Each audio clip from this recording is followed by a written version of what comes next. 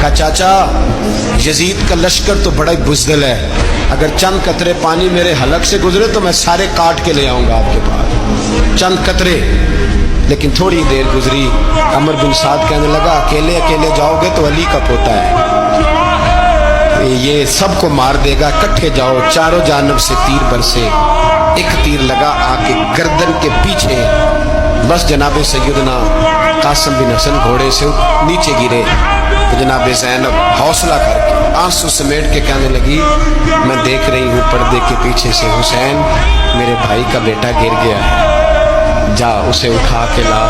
حضرت امام حسین ان کو اٹھا کے لائے تو امام حسین نے سینے سے لگایا ہوا تھا تو ان کے پیر، ان کا قد لگتا تھا امام حسین سے زیادہ ہے، اٹھا کے لایا، لٹا دیا گیا۔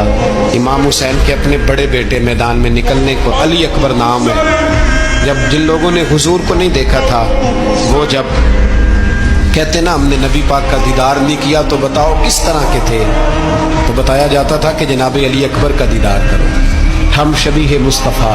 اور جب وہ گلیوں میں نکلتے تھے تو عورتیں چھتوں پہ چڑھ جاتی، جناب علی اکبر رضی اللہ تعالیٰ عنہ تلوار لے کے میدان میں نکلے، جوان بیٹے دینے بڑے مشکل۔ او یارو رٹا کیا ہے یہ تو بتاؤ، کہ ظالم آدمی حکمران ہے یار، یہ رٹا ہے، ایک ظالم کا رستہ روکنا ہے، اس رٹے کے لیے ہم شبیہ مصطفیٰ۔